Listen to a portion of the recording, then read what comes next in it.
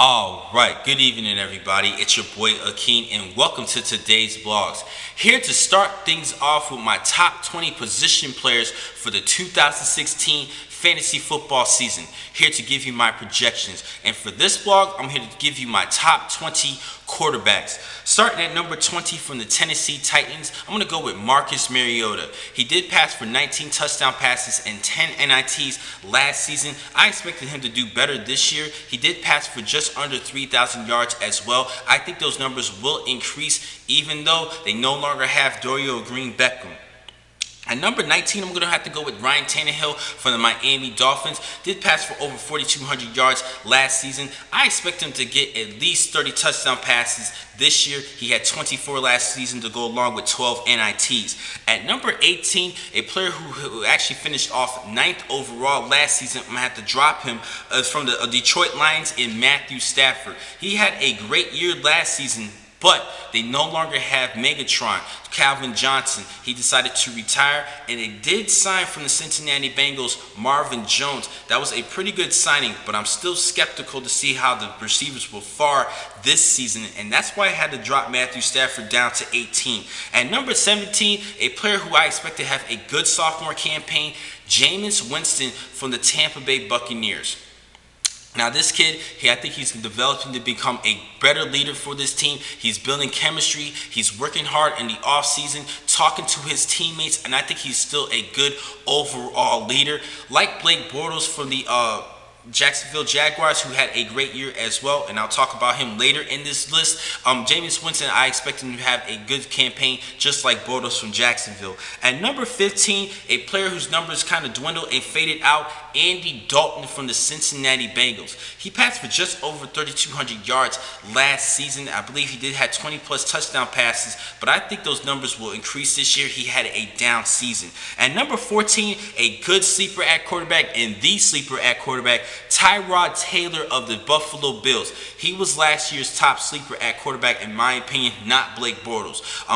Here's why. We didn't really expect Tyrod Taylor to start at to explode like he did this season. He did sign a $92 million contract just recently, and good for him. He did pass for over 3,000 yards and over 500 yards on the ground, so it shows that he's a good dual threat quarterback. At number 13, I'm going to go with Kirk Cousins from the Washington Redskins. This is his contract year. He was tagged. It's time for him to prove that he is the guy that they can depend on year after year as a consistent quarterback. He had a great season last season, 29 touchdown passes and 11 NITs, and he has a great slew of talent around him.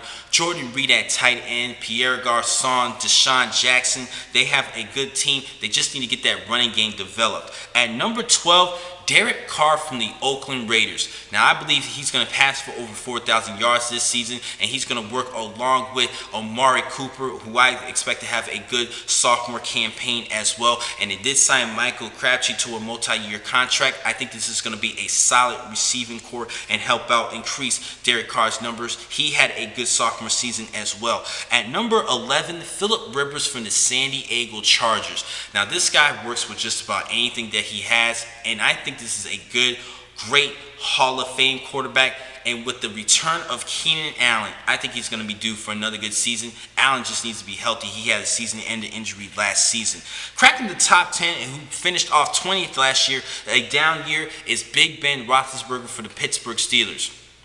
Now, yes, Martavis Bryant is suspended, but they still have my number one wide receiver. I'm already calling it out, Antonio Brown. He's a great receiver, and Roethlisberger's numbers dropped, 21 touchdown passes and 16 NITs last season. I think that those numbers will increase and put him at least in the top 15 overall come at the end of the season. At number 9, Eli Manning from the New York Giants. He had a great year, 4,400 yards, 35 touchdown passes, and 14 NITs. And with Odell Beckham back, I think he will be just fine. Hopefully he would just stay being consistent. Now this is a little bit of a concern for me for Eli, because year after year we don't really know the season that he's gonna perform, how far he will perform for the season. But I think this year he will be just fine. At number 8, Carson Palmer for the Arizona Cardinals. He had a great season last season, 30+ touchdown passes, and with the return of key players, and hopefully they have a lot of high expectations on running back David Johnson, this quarterback will be just fine. At number 7, I mentioned him earlier, Blake Bortles from the Jacksonville Jaguars. Passed for over 4,000 yards, 35 touchdown passes, 18 NITs. I'm looking for him to drop the NIT section, but I think he'll be just fine. Let's not forget they do have the addition of Chris Ivory, which is a major upgrade for that offense. At number 6, I'm going to have to go with Andrew Luck from the Indianapolis Colts. He had to deal with injuries last season. Numbers dropped. I think it was just a bad season. Those numbers will get back to the part of what we saw in 2014. At number 5, I'm going to go with my man, Tom Brady from this New England Patriots. Now, even with injury-prone players, this guy just gets the job done. Dealing with all the off-the-field distraction, this guy still steps up and just puts off great performances and just shows that he does not need to cheat. That's just my opinion. I don't really think he's a quarterback who needs to cheat. At number 4, Drew Brees from the New Orleans Saints. He has a lot of high hopes on Michael Thomas, the rookie wide receiver. Brandon Cook is back. I think they're going to be just fine. And Mark Ingram could be a good receiver outside of the backfield. Let's not forget about C.J. Spiller. They can use him as well. At number 3, Aaron Rodgers from the Green Bay Packers. With the return of Jordy Nelson, his numbers will definitely get back up to par. I believe he finished off 7th last season, 31 touchdown passes, 8 NITs, and with Eddie Lacy losing a little bit of weight to get that ground game getting back to par, what we saw in 2014, this team will be just prime playoff bound. At number 2, who finished 3rd overall last season, Russell Wilson from the Seattle Seahawks. Over 4,000 yards passing and over 500 yards on the ground. And we're not sure how the running team game will be, but I think they'll be just fine with Thomas Rawls as well as Christian Michael.